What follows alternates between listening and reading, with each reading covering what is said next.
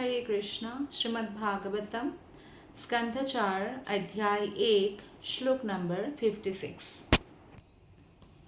देवा उचुः यो मायया विरचितं निजयात्मनीदं खेरूपभेदमिव तत् प्रतिचक्षणाय एतेन धर्मसदने ऋषिमूर्तिनाद्य प्रादुच्चकार पुरुषाय नमः परस्मै। अनुवाद और तात्पर्य श्रील प्रभुपाद के द्वारा। श्रील प्रभुपाद की जय।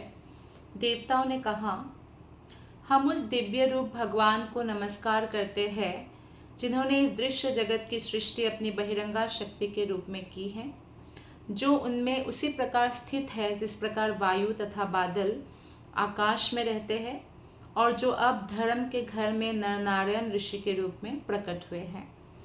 तो धर्म के घर में, धर्मराज के घर में भगवान स्वयं नरनारायण के ऋषि में प्रकट हुए हैं।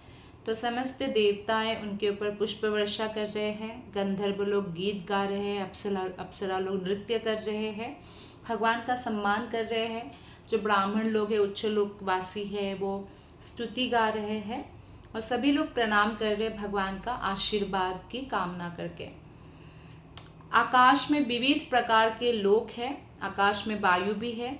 जैसे वायु का रंग कभी नीला, तो कभी गहरा नीला, कभी काला, कभी सफ़ेद होता है, वैसे ही विभिन्न लोक में विभिन्नता है।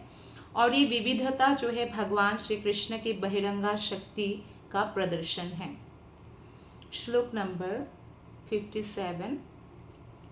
सोऽयं स्थिति व्यतिकरोपशमाय श्रेष्ठान्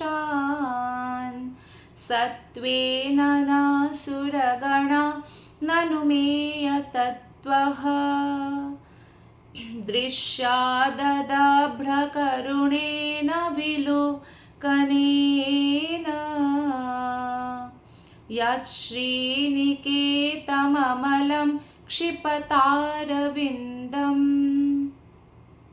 वे पूर्ण पुरुषोत्तम भगवान, जो वास्तविक रूप से प्रामाणिक वैदिक साहित्य द्वारा जाने जाते हैं और जिन्होंने सृष्ट जगत की समस्त विपत्तियों को विनष्ट करने के लिए शांति तथा समृद्धि का सृजन किया है, हम देवताओं पर कृपापूर्ण दृष्टिपात करें। उनकी कृपापूर्ण चितवन लक्ष्मी के आसन निर्मल कमल की शोभा को मात करने वाली है। तो भगवान अत्यंत सुंदर है, नरनारायण ऋषि के रूप में प्रकट हुए हैं। और भगवान जितनी बार भी अवतरित होते हैं, हर रूप बहुत दिव्य और सुंदर होता है। भले ही वो सुकर रूप बड़ा अवतार हो, चाहे एकदम क्रोध वाला नरसिंह भगवान का अवतार हो, अत्यंत सुंदर होते। भगवान के एक एक अंग अत्यंत सुंदर होता है। इतना सुंदर होता है कि एक अंग से नज़र हटाना मुश्किल है दूसरा अंग देखने के लिए। तो जब देवता लोगों ने भगवान का दर्शन किया तो उन्होंने भगवान का गुणगान किया और बताया कि भगवान वैदिक साहित्य द्वारा ही जाने जाते हैं, और वैदिक साहित्य को भी हमें भक्तों से समझना होता है, आध्यात्मिक गुरु से हमें दीक्षा प्राप्त करना होता है। और समस्त विपत्तियाँ जो इस भौतिक संसार में है, उन समस्त विपत्ति को नष्ट करते हैं भगवान, शांति और समृद्धि का इसलिए उन्होंने सृष्टि किया है।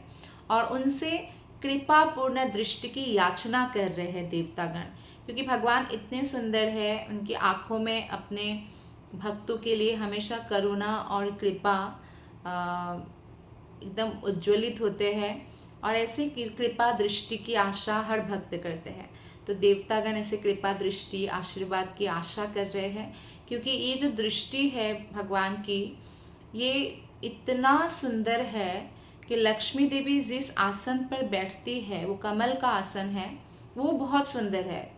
कोई भौतिक कमल नहीं है, आध्यात्मिक जगत में है, लेकिन उस कमल से भी सुंदर भगवान का वो कृपापूर्ण दृष्टिपूर्ण जो है चेहरा है। दृश्य जगत के नियमों को बनाए रखने और सत्वगुणमय व्यक्तियों के नेत्रों में दिखाई पड़ने के लिए भगवान अवतरित होते हैं। जो व्यक्ति सत्वगुण में है, जैसे देवतागण हैं, वही भगवान का गुणगान कर रहे हैं। दुर्योधन या कंस जैसे लोग गुणगान नहीं कर सकते। वे इस दृश्य जगत की सृष्टि और प्रलय का कारण हैं, इसलिए देवतागण उनसे दया दृष्टि चाहते हैं, आशीर्वाद चाहते हैं। श्लोक नंबर 58।